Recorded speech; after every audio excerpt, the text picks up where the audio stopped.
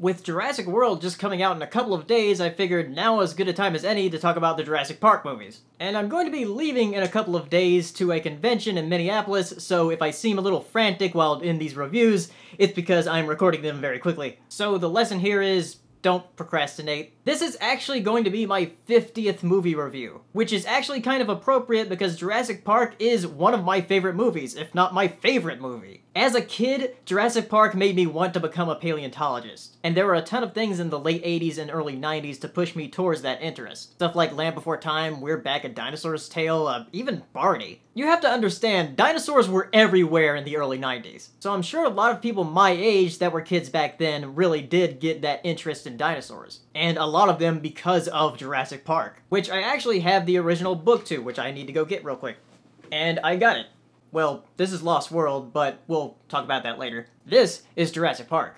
And as you may know, the movie does have quite a few differences with the book. But I'm not going to go over that because I'm here to talk about the film and not the book. Now, if you don't know what Jurassic Park is about, then I highly doubt you don't know what it's about, but just in case, it's about this theme park funded by Dr. John Hammond, played by Richard Attenborough, who is now dead, and these scientists visiting the park so they can endorse it. Then the security shuts off because of a traitor inside the park, and a tropical storm just makes everything worse. And then some thrilling scenes happen. If you haven't seen Jurassic Park, which I highly doubt you haven't, then go watch it now before watching the rest of this. Now, I don't really remember seeing it in the theaters as a kid. I probably fell asleep. I was only like 4 or 5. But I do know once we got on a VHS, I rewatched it a ton of times. And as I got older, I started spacing out my viewings because I started to do that with my favorite movies where I don't want to watch them that often. Otherwise, that would spoil the joy of watching it. But as I said, this is probably my favorite movie, and I love everything about it. I love the characters, the dialogue, even the silly dialogue, the John Williams score, the suspense, Jeff Goldblum as Dr. Ian Malcolm, and of course, the dinosaurs. This was really the first movie to take advantage of CG creatures, and most of it does still hold up, though mostly the scenes during the night, because the scenes during the day when they first show it with the Brachiosaurus, it doesn't look as good as it did back in the 90s. But the shots during the night, and especially during the rain with the T-Rex scene, look really good. Mainly because they combine the CG shots with the animatronic shots, which the animatronics are actually really impressive themselves. Originally, they were going to use stop motion, which would have looked a little worse because the frame rate isn't as smooth as it is with CG. It was just so groundbreaking at the time. And I actually bought this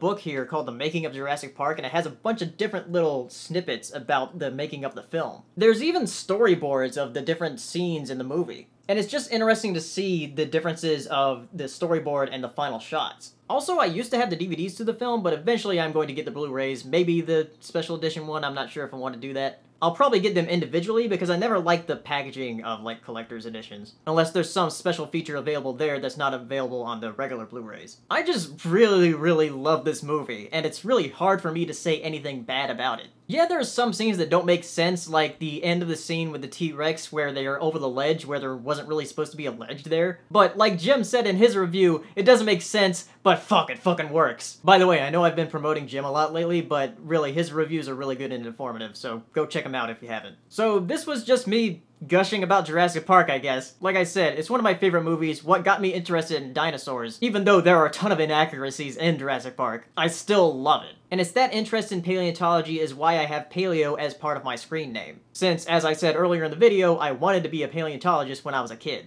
I mean, really, I have a ton of books about dinosaurs, which I should probably show at some point. Maybe in another video. Anyway, if you've seen Jurassic Park, and again, if you haven't, watch it, tell me what your favorite scene is from the movie. And I'll see you next time. Bye. I'd like to give thanks to my patrons this month. Thank you so much for supporting me. It really helps out a lot.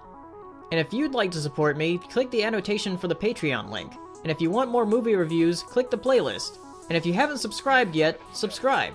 And as always, thank you for watching.